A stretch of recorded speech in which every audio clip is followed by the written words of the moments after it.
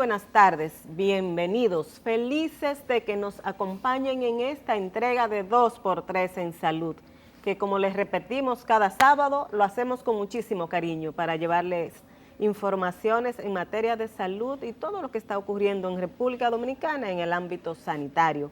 Buenas tardes, Tati. Buenas tardes, Doris, en esta semana importantísima para la República Dominicana porque arrancó, desde inicio de la semana arrancó el proceso, el Plan Nacional de Vacunación.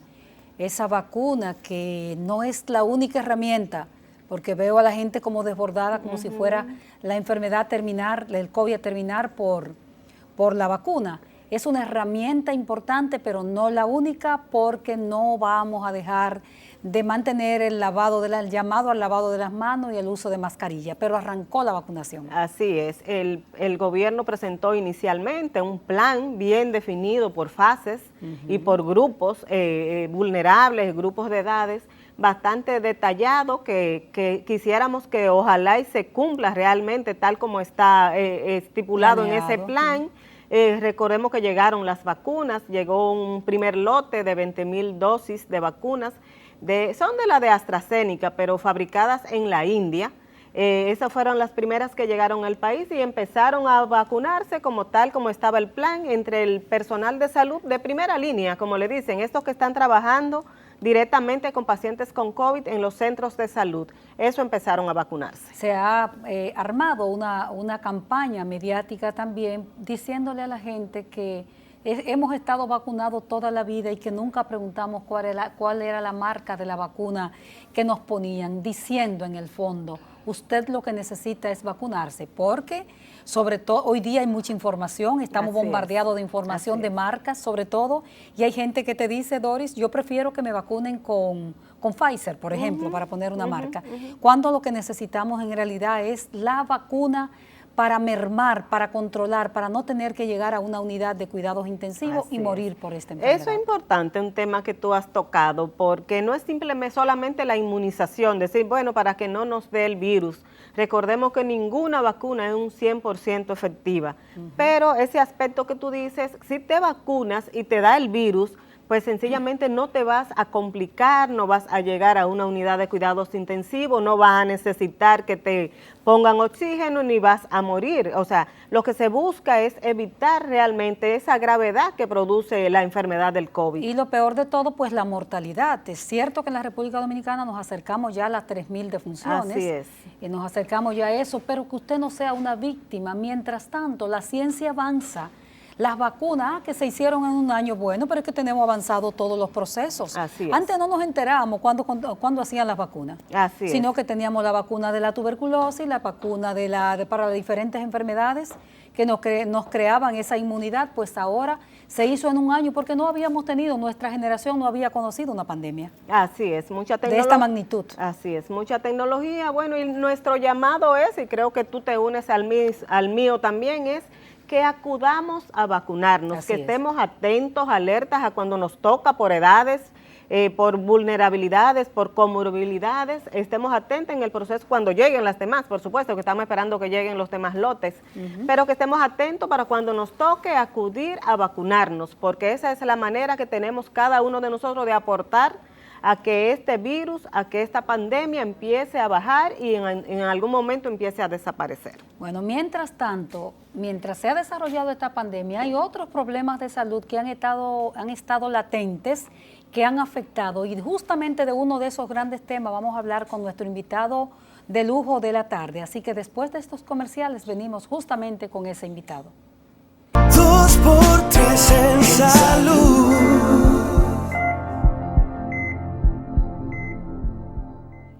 Gracias por continuar con el desarrollo de 2x3 en salud, y hoy tenemos el lujo de tener con nosotros al doctor Martín Ortiz, mi primo, por lo del apellido, quien es el director materno, infantil y adolescente del Servicio Nacional de Salud. Muy buenas tardes, Martín. Buenas tardes. ¿Cómo estás? Muy bien. Bienvenido al programa. Gracias por recibirme. Muchas gracias, doctor. La verdad que es un tema interesante, bueno, un área muy interesante la que le toca a usted dirigir. Un dolor de cabeza, por demás. Sí, en el Servicio Nacional de Salud, y uno de los temas de mucha preocupación en República Dominicana durante muchísimos años, porque se había logrado hace 1 o 2 años bajar un poquito esa tasa de mortalidad materna que nos tienen dentro de los países de más malos índices, vamos a decirlo así, en esta lucha por bajar la mortalidad materna, y sin embargo el año pasado como que hubo un retroceso. Cuéntenos, doctor, ¿cuál es la situación de República Dominicana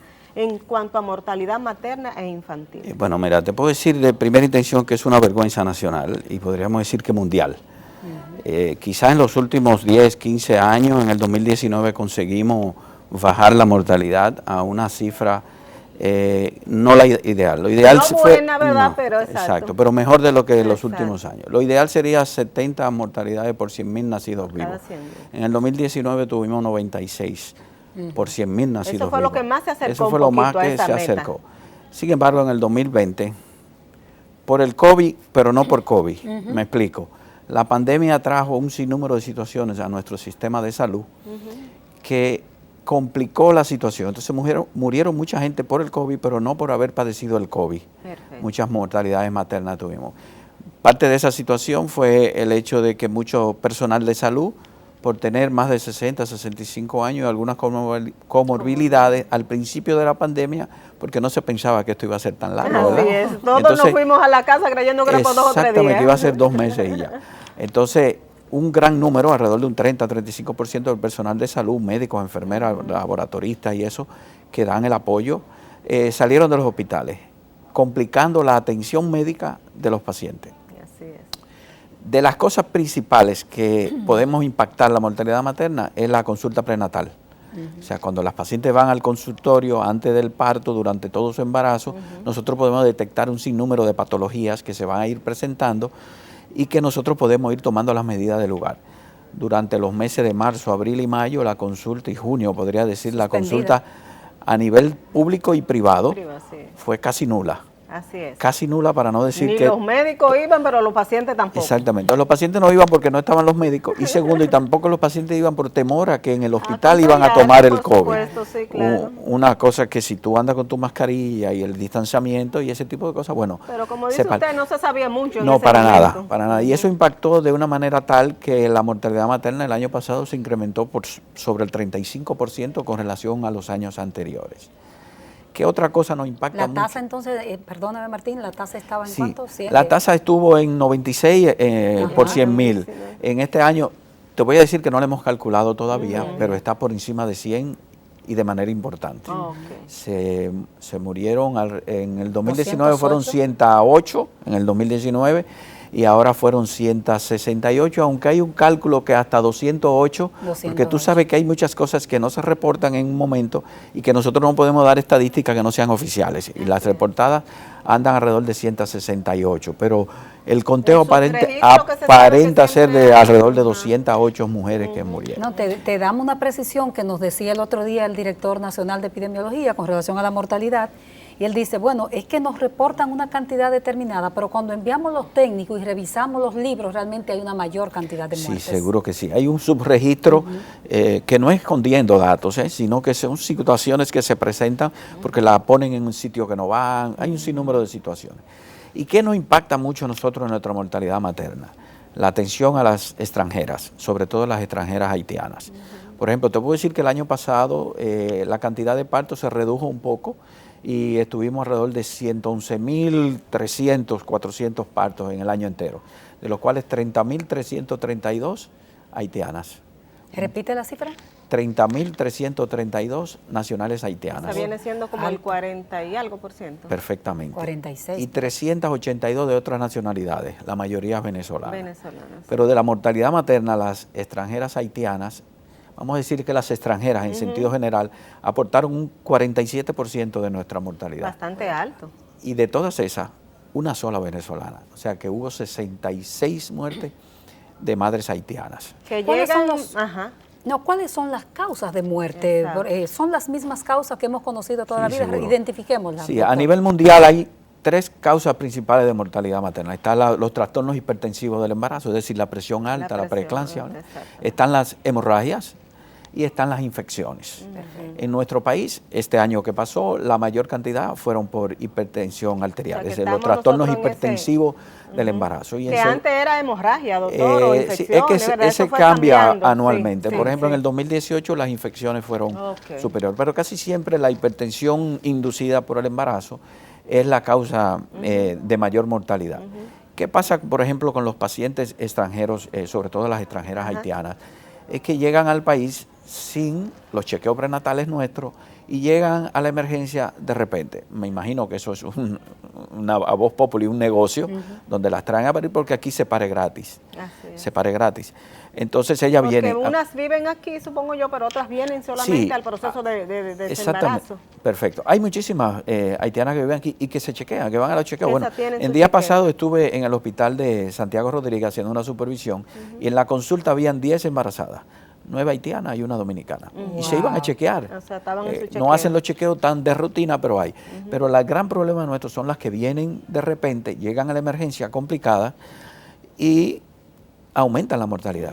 Por ejemplo, mira, calculando en dinero, un parto a nivel hospitalario debemos calcular más o menos en 15,000 pesos. 15,000 pesos, eso no cuenta los honorarios médicos porque eso lo paga el Estado. Lo paga el Estado, exacto. Si tú calculas 30,000 y pico de mujeres por 15,000 pesos, son muchos millones de pesos.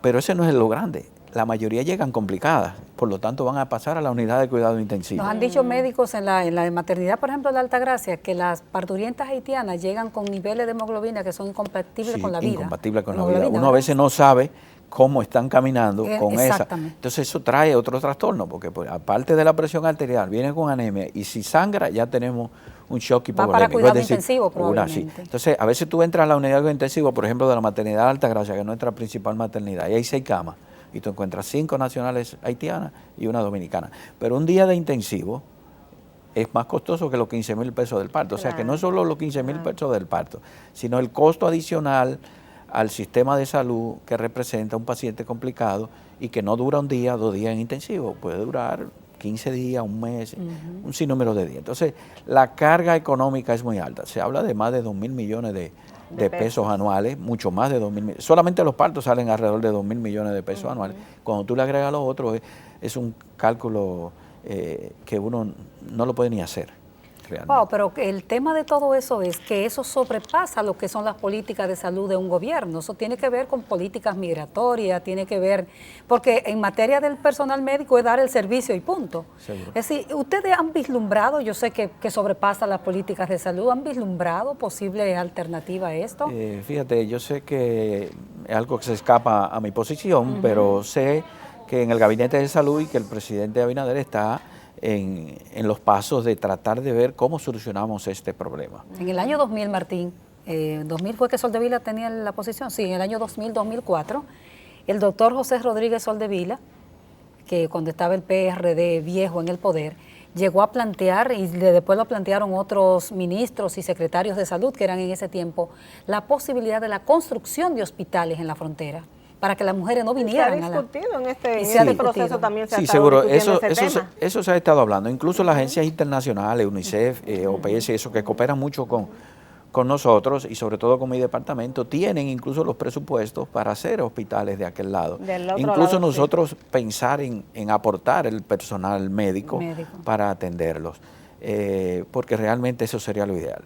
Yo siempre digo que deberíamos hacer el hospital con la puerta hacia allá, para que entren, se atiendan y vuelvan. Sí. Es una forma de decir que nosotros le damos la atención. Y es importante saber que toda persona, no importa la nacionalidad, el credo, la religión, la orientación sexual, cualquier persona que se acerca a una emergencia de un hospital de la red pública nacional recibe la atención. No importa que tenga seguro, que no tenga seguro, que sea dominicano, recibe la atención, a nadie se rechaza. Y eso es parte de las cosas que hace que una salud gratis y que te van a atender, atrae. El idioma, doctor, recordamos que hubo un programa una vez de que se preparaban médicos y enfermeros y personal de salud en creol para poder tener una mejor comunicación, porque ese también era otro limitante, que a veces llegaban y no sabían no se entendían, no sabían explicar qué tenían, qué no tenían, qué tiempo de embarazo. ¿Qué se ha hecho para mejorar un poco en ese aspecto? Esa es una situación que antes se estaba en algunos hospitales, como la maternidad de la Altagracia y los hospitales grandes, se le estaba dando incluso clases de creol a los médicos residentes, que son los que más en contacto están con los pacientes. Sin embargo, eso se ha caído. Aquí hay muchos estudiantes haitianos que a veces cooperan, pero eso es una de las grandes limitantes. Como te decía, la mayoría viene de paracaídas, de Haití a la emergencia, sin saber nada de español. Y la comunicación es importante para poder... Es sumamente importante. Entre el médico y el paciente. A veces no sabemos ni el nombre, si se chequeó, si siente algo. O sea, es difícil. Las emergencias se atienden. Hay una sola forma de atender una emergencia, es enfrentarla. El momento lo dice lo que tenemos que hacer, pero es difícil la comunicación. Y eso es parte de la carga que tenemos como mortalidad materna. Si tú a nuestra mortalidad materna le quitas un 47%, bueno, pues estaríamos por debajo de eso. Hemos mejorado en un sentido, pero son nuestras. Ese 47% se nos mueren a nosotros en nuestros hospitales, por lo tanto son nuestras. Pero es una carga importante. Doctor, ¿qué lleva a que una embarazada desarrolle hipertensión? O sea, ¿cómo cuidarse para evitar caer en esas situaciones? Sí, al principio decía que uno de los grandes problemas que tuvimos con la pandemia fue la casi no consulta prenatal. Entonces, la consulta prenatal es el principal instrumento que tenemos los obstetras para poder detectar cualquier patología que se vaya presentando durante el embarazo y tomar las medidas a tiempo. Si un paciente, fíjense que al principio, los primeros 7 meses vemos la paciente mensual, luego la vemos cada 15 días y al final semanal, porque las cosas se van complicando en la medida que el embarazo va creciendo. ¿Es propio del embarazo que pueda descontrolar? Sí, seguro que sí. Cada mujer tiene, el embarazo de por sí lleva sus riesgos. Entonces, el disminuir el riesgo está en una buena atención prenatal. Y digo de una buena atención prenatal porque también se habla de que nosotros tenemos una alta tasa de cobertura de consultas fuera de la pandemia, de consultas prenatal, y sin embargo tenemos complicaciones. Y una alta tasa de partos institucionales, es decir, que la mayoría de nuestras mujeres paren en nuestros hospitales atendidos por personal de salud y aún así se nos mueren. Eso quiere decir que o no estamos dando buena consulta prenatal, porque una cosa es dar la consulta y otra una consulta de calidad. Y otra cosa es también la atención del parto, que lo haga el personal calificado en el lugar calificado. Fíjate, nosotros tenemos una red pública muy amplia de hospitales, pero si tú vas a nuestros hospitales vas a ver el deterioro en que están todavía algunos, porque nosotros estamos dentro de las políticas que hemos tenido para mejorar esta situación, ha sido el remozamiento o la mejoría de la infraestructura de nuestros hospitales, que algunos tienen 7 años en reconstrucción. Y tanta inversión que se ha hablado mira, tú vas al Hospital Musa de San Pedro de Macorís, que tiene 7 años en reconstrucción, y tú piensas que lo empezaron a tumbar ayer. El Musa ha sido un problema desde su nacimiento. Toda la vida. Pero tú vas a Altagracia hoy al Musa, tiene 7 años de reconstrucción, y tú crees que empezaron a tumbarlo ayer. Martín, y le hemos equipado. Oye, el doctor Mario Lama, de nuestro director ejecutivo, ha paseado la geografía nacional entregando equipos. Tenemos 6 meses en la posición y hemos entregado equipos que tú no te puedes imaginar.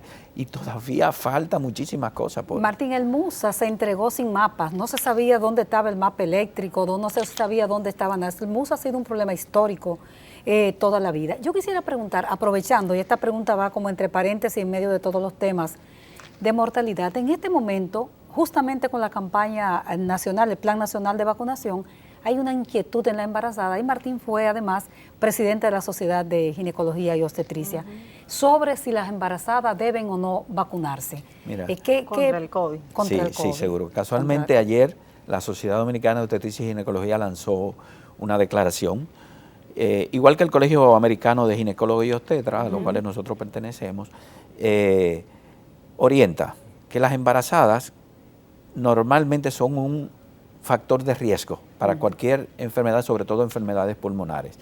Y entonces la vacuna estaría indicada siempre que la paciente entienda los riesgos, porque es una vacuna nueva, los riesgos, y esté dispuesta a asumirlo. Es decir, que la vacuna se puede colocar. El Colegio Americano y el CDC de Atlanta dice que sí se puede colocar, siempre haciéndole saber a la paciente los riesgos que puede tener cualquier inmunológico que se administre, y que la paciente acepte con un consentimiento informado la vacuna. Entonces, ¿se puede poner? Sí, se sea, puede. no está contraindicada en el embarazo. Recuérdate que es algo nuevo. Nuevo. Del COVID estamos aprendiendo todavía un año después. Sí. No está contraindicada en el embarazo, sin embargo, es una decisión de la paciente y su médico en conversación para aceptar la vacunación. Oh, perfecto. Y sobre la vacuna debo decir que en el día de ayer se inició y es podría decir, la luz al final del túnel de que podamos iniciar una disminución de los casos. Ya en Estados Unidos se está viendo, ayer estuve viendo algunas informaciones que han bajado los casos, eso debe pasar. ¿Qué vacuna se va a colocar? Oye, cualquier vacuna que te coloquen, no importa que tenga un 70, un 80, un 90, un 95, un 70% de cualquier cosa es mucho. Y si logramos que la gran mayoría de la población, como va a ser, logre vacunarse, nosotros vamos a bajar la carga. Y no es solo que el que se vacune no le va a dar la enfermedad, sino que va a bajar la posibilidad de una enfermedad grave. Claro. Porque las vacunas no son 100% ninguna vacuna. Sin embargo, si acaso tú estás vacunado y te contaminas, la enfermedad debe ser leve, muy pasajera, casi igual que la mayoría de los pacientes. La enfermedad es leve, una letalidad no es tan alta, pero sí, nadie quiere fallecer, ¿verdad? Entonces, si te vacunas y te da, va a ser menos grave. Bueno, vamos a pedir la anuencia del doctor Martín Ortiz, del encargado del área materno-infantil y adolescente del Servicio Nacional de Salud. Nos vamos a una pausa y si te parece, Doris, regresamos con el doctor, porque hay un aspecto importante de su trabajo, que son las adolescentes. Y los niños. Y los niños. Venimos entonces en un momentito con el doctor Ortiz. 2x3 en salud.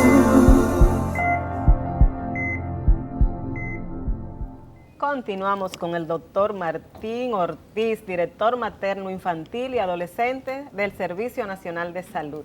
Doctor, hablamos ya de las mujeres, de las embarazadas, de la mortalidad materna, pues vamos a darle oportunidad ahora a hablar de la mortalidad infantil y de la salud, vamos a decir así, materno-infantil.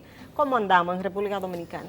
Bien, mira, algo muy importante es la mortalidad neonatal, La es decir, neonatal. los bebecitos hasta los 28 días. Que ha sido siempre un dolor de cabeza y que va muy de la mano de la mortalidad materna, porque cuando hay mortalidad materna es porque a veces venimos con muchos bebés prematuros y demás. Lo que se espera es alrededor de 20 por cada 100.000.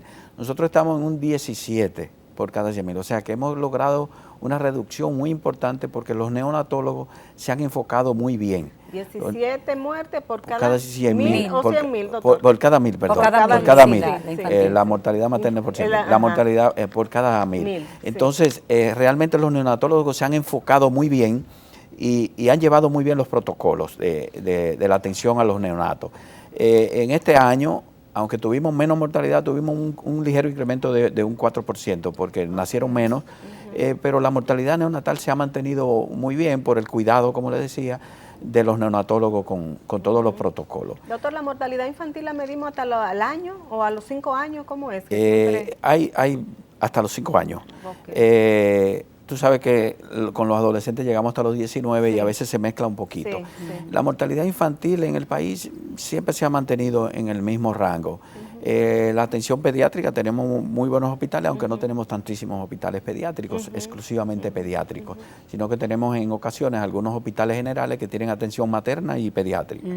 El año pasado pienso que hay un subregistro, se puede contar alrededor de 850, algo así, de la mortalidad infantil, en número absoluto.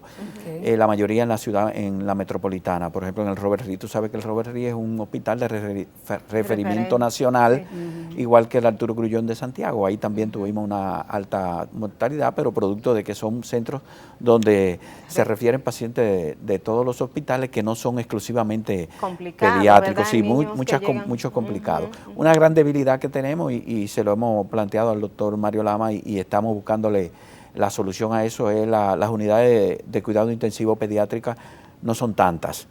Tenemos pocas camas. Por ejemplo, ahora mismo tenemos 6 camas que están en el Hospital San Lorenzo de los Minas, pero es un hospital COVID. Entonces esas 6 camas están siendo subutilizadas desde el punto de vista de atención infantil de crítica.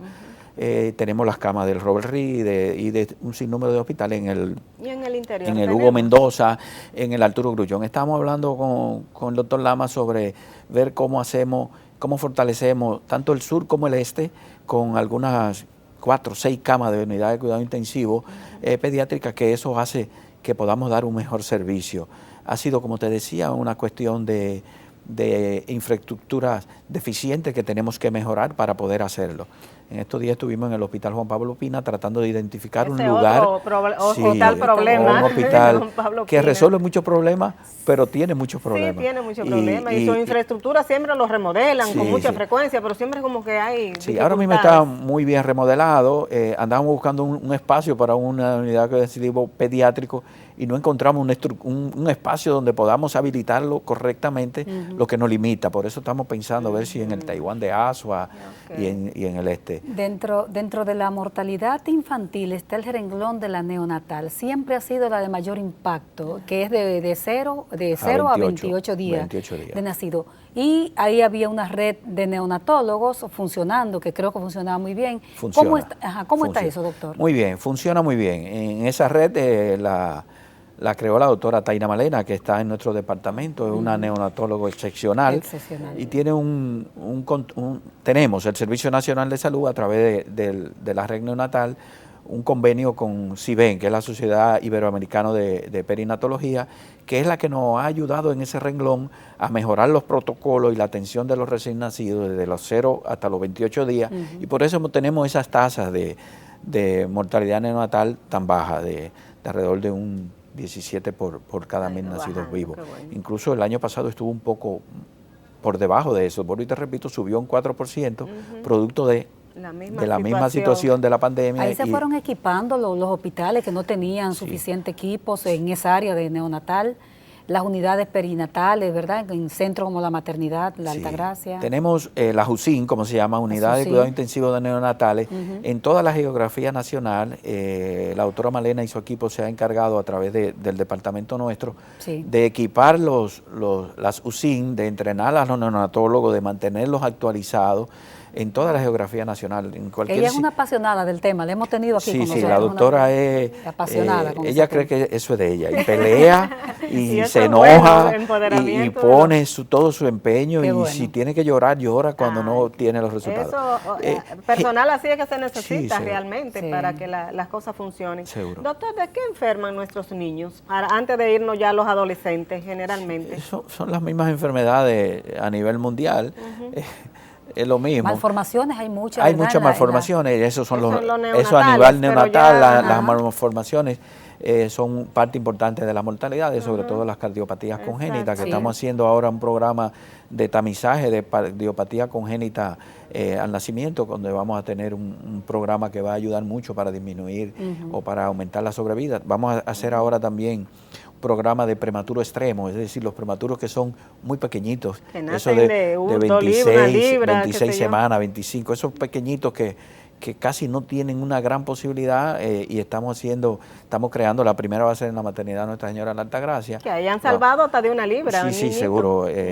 Hoy en día tenemos muchísimas avances que nos permiten que la sobrevida de esos bebés sea mucho mejor, y se está luchando, pero las enfermedades infantiles son las mismas a nivel mundial. Ahora tenemos un gran problema, que con el asunto de la pandemia y los niños no estar fuera, ni al colegio, ni en los parques, están viniendo todos los problemas. Eso está generando otros problemas. Los problemas de ansiedad y de todas esas cosas de comportamiento, se ponen agresivos, y es natural, un niño de 7 años que se pase 24 horas al día en su casa, entonces está trayendo otras cosas. Agresivo, sí, seguro que sí.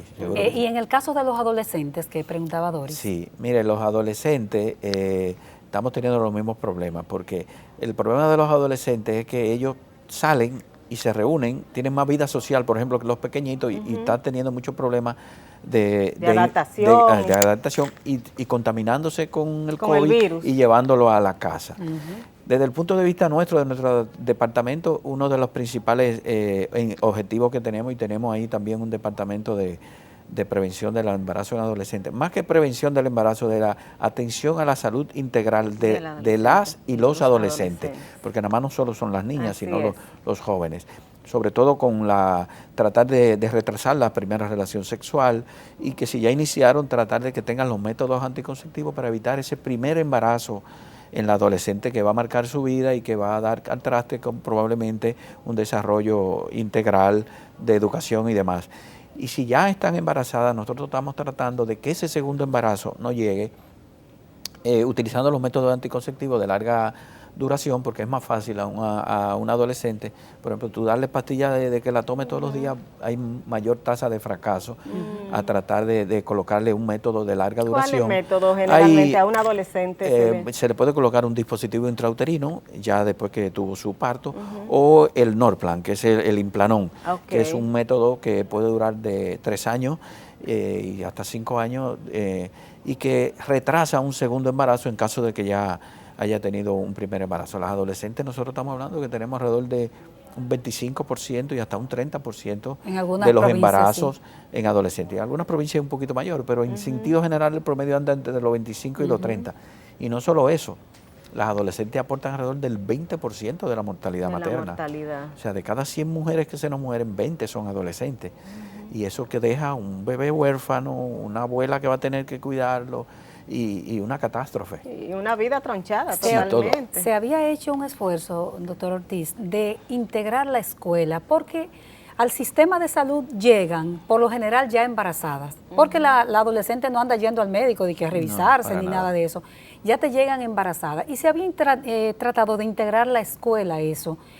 Sé que es difícil en este año, le estoy pidiendo tal vez demasiado con la pregunta, porque no ha habido escuela formal. ¿Se piensa cuando esta pandemia baje retomar ese proyecto con la escuela? Sí, seguro que sí, es uno de los planes que tenemos. Hay algunas reticencias, sobre todo por la Iglesia Católica, porque a veces piensa que uno va a ofrecerle anticonceptivos y a incentivar a que tenga relaciones. Si no, vamos a tratar, y la idea es tratar de educar para que no inicien la vida sexual antes de tiempo. Y si ya la iniciaron, entonces tratar o de postergar que siga o el iniciar algún método que evite ese primer embarazo. Porque como usted dice, la mayoría ya van cuando ya tienen el problema encima. Exacto. Y entonces ya el primer embarazo casi nunca lo podemos evitar. Ahora tratamos de evitar que lleguen de nuevo, porque a veces yo trabajaba en adolescentes embarazadas en la maternidad de Altagracia y salían del parto, la orientábamos y no pasaban 5 meses. El año siguiente. Con 5 meses cuando ya estaba ahí con 2 meses de embarazo. Y un buen programa que en la maternidad de la Altagracia y en la de los Minas también dirigido a adolescentes, que sí, me consta porque ha hecho trabajo de ahí. Excelente. Ahí estaba en la maternidad de Altagracia la doctora Esther Porte y en los Minas la doctora Caro, Bruna Caro. Muy entregada las dos. No, total, como si fueran de ella esas niñas. Y entonces, pero se caen esos programas producto de que a veces no reciben el apoyo directo. Y sobre las escuelas es un poco difícil que nos permita, tanto por la iglesia como la asociación de padres y los profesores, algunas escuelas son, dirigidas por padres y eso. Y la idea es tratar de educarlas sexualmente para que evitemos el inicio de la relación y si ya, como decía, si ya lo iniciaron, tratar de evitar que no se embaracen. ¿No se han diseñado ustedes, no se han propuesto diseñar algún programa? Las jovencitas ahora es en las redes, la tecnología, lo que marca todo. A veces en la escuela ellos quizás oyen un profesor hablando y ni lo están quizás escuchando lo que el profesor le está diciendo. ¿Ustedes se proponen algún programa dirigido específicamente a que esté en las redes sociales? Sí, tenemos programas. Se informen. Tenemos programas y se están ejecutando. Y debo decirte, por ejemplo, después que tomamos la posesión de la posición de dirección materno-infantil y adolescente, hemos inaugurado 4 unidades de atención integral de las adolescentes y tenemos un par más ya que están casi a punto de iniciar y estamos reforzando algunos que ya se habían formado. Iniciamos uno en el Hospital Robert Reed, uno en el Hospital Hugo Mendoza, tenemos uno que ya está a punto de abrirse en el Hospital Juan Pablo Pina. O sea, se están haciendo el trabajo. Cuesta arriba, difícil. Da su trabajo, como dicen. Pero tenemos el tesón en el área adolescente tengo a la doctora Luz Fermín y la doctora Isidra Reyes que están 24/7 entregadas a trabajar eso. Bueno, doctor, pues la verdad que son informaciones interesantísimas, los temas de madre, de niños, de adolescentes nos apasionan a todos y creo que cada día se necesita más llevar orientación. El tiempo se nos terminó, el programa por supuesto está a su orden, está abierto para cuando usted quiera regresar. Así que despedimos al doctor, muchas gracias doctor, pero no nos vamos todavía, tenemos otro interesante participación para hablar también de salud mental, que también es otro tema que preocupa bastante. Regresamos. Muchas gracias, Martín. Gracias a ustedes. 2 por 3 en salud.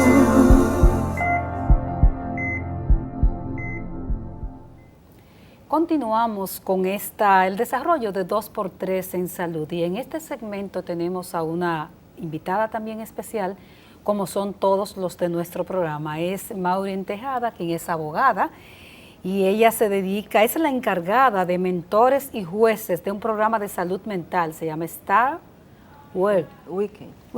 Así es, el Startup Weekend. Exactamente. ¿Y por qué en inglés? Bueno, realmente es porque tiene un origen en inglés. Okay. Inició lo que es Techstars Startup Weekend en el 2007 y ya llega a la República Dominicana en el 2013. Y para los que se estén preguntando ciertamente en sus hogares qué es el Startup Weekend, es un fin de semana, tiene la modalidad, por eso la palabra weekend en inglés, tiene la modalidad de que durante un fin de semana se utilizan 54 horas para poder aportar ideas donde personas que son emprendedores o que tienen el interés de emprender puedan conocer cómo llevar a cabo una idea de negocios viable. Entonces, en esta ocasión vamos a llevar la modalidad virtual, lamentablemente en vista de la pandemia, pero vamos a estar tratando... Ustedes generalmente organizaban una actividad presencial donde iba mucha gente. Exactamente, era durante 3 días donde se utilizaban todos los recursos. Se otorgaban lo que eran clases de mentorías, de sistema de negocios, también se le daba la oportunidad de poder conocer un poquito más sobre el tema en cuestión, pero en síntesis es precisamente poder desarrollar en ese fin de semana un esquema de negocios, cómo se puede llevar a cabo en el tema ya de presupuesto y todo lo necesario para poder necesariamente crear un startup, que es como se conoce, o un emprendimiento. Pero ustedes son una ONG. Correcto. Somos una ONG que se dedica precisamente a esto, a formar profesionales. Algo que a mí me encanta precisamente del Startup Weekend es que no tienen que ser profesionales específicamente en el tema que estamos trabajando. En esta ocasión vamos a trabajar el tema de salud mental. No todas las personas que estén interesadas tienen que ser psicólogos, y eso es algo súper rico, en mi caso en particular, que yo que soy abogada, porque lo que permite este sistema es que todas las personas que son parte del Startup Weekend puedan aportar sus conocimientos. ¿Cómo surge, antes de irnos a ese tema de salud mental que nos interesa tanto y sobre todo en este momento de pandemia, cómo surge Startup Weekend? ¿Dónde es la matriz? ¿Y cómo llega a República Dominicana? Claro, tiene su origen inglés, como mencionaba al principio, y ya en el caso de, como mencionaba, se fundó en el 2007, y ya en la República Dominicana se han realizado más de 23 eventos a nivel nacional. ¿Pero aquí en el país los representa? Sí, los representa Techstars, que son las mismas personas. Lo único que en este caso se utilizan algunas plataformas y también patrocinadores que han dado un apoyo constante desde que inició el evento, y eso es lo que ha permitido la permanencia. Para ponerles un ejemplo de emprendimientos que han salido, porque es un fin de semana totalmente que se dedica para esto, en el caso de John Péame salió de lo que es Startup Weekend. Una organización que aporta mucho, sobre todo todas estas causas nobles. Así es, y lo más interesante de Startup Weekend es que al final se hace una comunidad de emprendedores, y es eso, hay muchísimas personas que tienen el interés de emprender, de ofrecer recursos y herramientas, principalmente a los temas que se estén desarrollando, porque siempre los temas cambian, nunca el tema es permanente, nunca se mantiene la misma orientación, y eso es lo interesante, de que cuando podamos hablar de un tema en cuestión, puedan venir publicistas, porque hay una parte de publicidad que se debe de trabajar, hay un tema de negocios, hay un tema incluso donde se necesitan abogados para poder identificar qué es viable la idea de negocio, que no entre en conflicto con la ley, y es eso. La persona va con su idea y claro, ustedes ayudan con su a idea, desarrollársela. sin embargo deben de formar un equipo, eso es lo interesante, cada quien se inscribe, pero se forma un equipo donde juntos van a crear esa idea de negocio para que pueda ser viable. La idea es entonces el emprendedor, que es que la gente aprenda a emprender. Así es. Que aprenda a emprender, y ustedes, tú traes tus herramientas y ustedes ayudan a desarrollarlas. Claro, lo importante de explicar el tema previo, por ejemplo, todo el mundo desde que ya se va a inscribir conoce que el tema es de salud mental, es lo que permite que esas personas que siempre han tenido la inquietud de emprender puedan traer esa idea, puedan traer esas herramientas. Un ejemplo de que, bueno, yo quiero crear un sistema que a través de una aplicación, que cuando tú sientas que tienes alguna situación de salud mental, algún trastorno, que te sientas sientas solo, bueno, pues puedas precisamente aprovechar esa plataforma. Esa es la idea, de que podamos emprender y traer conceptos innovadores sobre salud mental. Ustedes no buscan crear, digamos, una especie de revolución con todo esto, en el sentido amplio de la palabra. Si es más bien una labor, por ejemplo, he visto el trabajo de Yompéame, claro, que es una labor de asistencialismo en realidad. Más allá de lo trascendente, de lo que puede ser, por ejemplo, de una labor de asistencialismo, ustedes no se plantean una labor más allá de ahí, por ejemplo, el tema de la pobreza.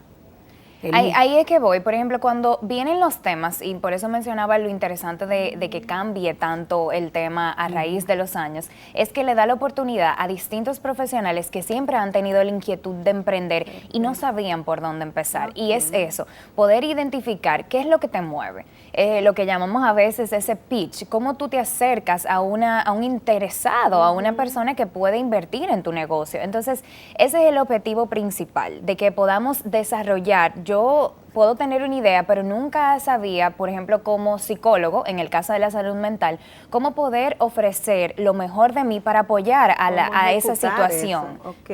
Entonces, ¿cuándo es la actividad y por qué escogen salud mental? Claro, este año? lo primero es que la actividad la vamos a estar desarrollando de manera virtual debido a la situación actual del COVID y se va a llevar a cabo precisamente del día 19 al 21 de marzo. Esos son los días que se van a estar llevando a cabo. Va a ser una modalidad virtual, vamos a dedicar 54 horas al evento. Imagínense un fin de semana que tiene 72 horas, 54 van a ser solamente dedicados a esto.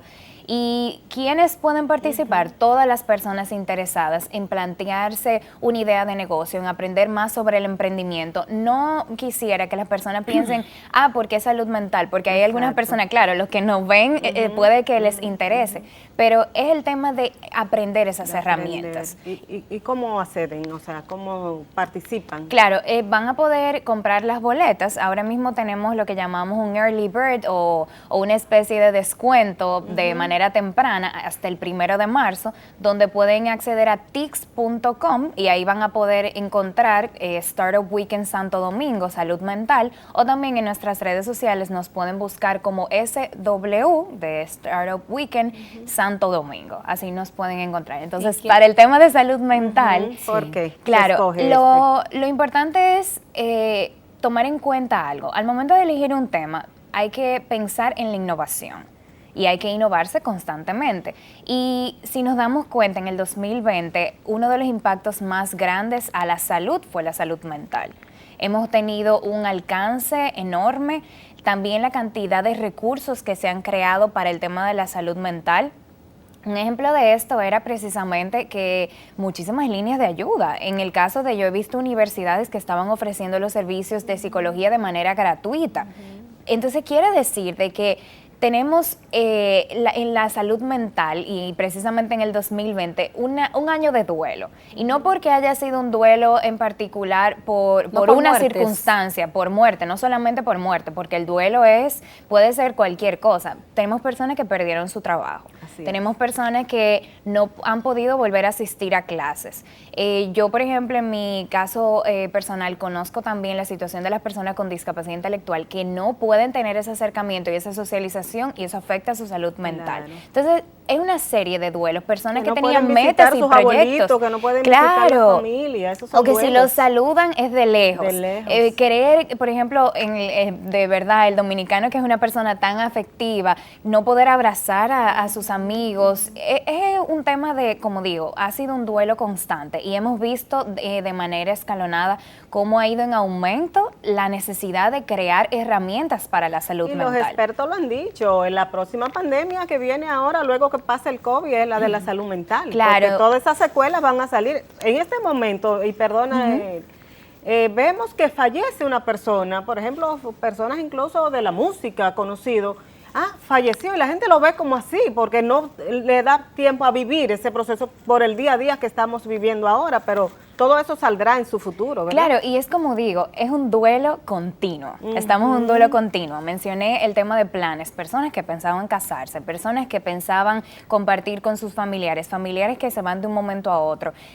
Ustedes mencionaban... Viajes que la gente quería irse a ver un familiar y no ha podido. Y es eso en sentido general. A veces también lo difícil que es en esta situación perder un familiar y ni siquiera poder despedirlo. Entonces, es una serie de situaciones que afectan directamente lo que es nuestra salud mental. Pero al final, el evento es un evento educativo, lo que busca precisamente ofrecer herramientas de aprendizaje para el tema del emprendimiento y para nosotros súper felices de haber innovado y haber elegido el tema de la salud mental, porque es un tema que estamos viviendo en estos momentos y que eventualmente hemos visto un sinnúmero de campañas en beneficio de la salud mental y va a seguir creciendo. Ahora, ¿quiénes son los facilitadores de este proceso? ¿Son psicólogos, son psiquiatras? Claro. Y otra pregunta adicional es, los recursos que se recaudan, ¿los recursos a qué están destinados? Precisamente el tema de los recursos lo invertimos directamente en el desarrollo del evento, ya sea, por ejemplo, para ofrecer algún tipo de facilidades para los mismos facilitadores, jueces y mentores, porque eso es lo importante. Aquí se presenta una idea de negocio, aquí hay mentores que ofrecen precisamente esa mentoría. Sí, claro, son voluntarios, pero ofrecen ese proceso de la mentoría y además de esa mentoría que se lleva a cabo, también tenemos un tema de que tenemos unos jueces que al final van a votar por cuál es la mejor idea de negocio viable. Porque se escoge ahí mismo. Claro, exactamente. Entonces hay una serie de recursos, obviamente por el tema de la modalidad virtual, no podemos comparar el tema de los costos de cuando es presencial versus también cuando es de manera virtual, porque ya presencial requiere una serie de t-shirts, claro, que acomodaciones, que comida y demás. Sin embargo, sí en esta modalidad vamos a estar igual ofreciendo algunas facilidades, tanto a los voluntarios que van a participar, pero también a las personas que se están inscribiendo. Un tema de plataformas para poder controlar precisamente eso. Y en el caso de los facilitadores, directamente quienes hacen el papel de facilitadores son personas de la ONG, de Techstars, que ya son personas que tienen años realizando lo que es el Startup Weekend y que dan la oportunidad precisamente de explicar cómo debe ser un modelo de negocio. Ahora bien, pero expertos en diferentes áreas. En diferentes áreas, tal como mencionaba anteriormente, lo hermoso de esto es ver cómo personas de publicidad, personas de negocio, personas de tecnología se unen en un mismo escenario y demás personas para poder trabajar en base a lo mismo. ¿Y en este caso habrá especialistas en salud mental? Claro, vamos a tener en el caso de las mentorías, porque obviamente es un tema de que no es lo mismo yo poder desarrollar, ¿verdad?, lo que es una idea de negocio sobre salud mental sin conocer un experto. Entonces, esa es la idea. El experto mentor es quien da ese acompañamiento mientras se va trabajando el tema de la idea y por eso también ellos son diversos. ¿Ya tienen nombres de algunos de los...? Tenemos algunos que vamos a estar compartiendo en nuestras redes sociales para poder ir apoyando este proyecto, pero es eso, la idea es que tengamos personas capacitadas en el área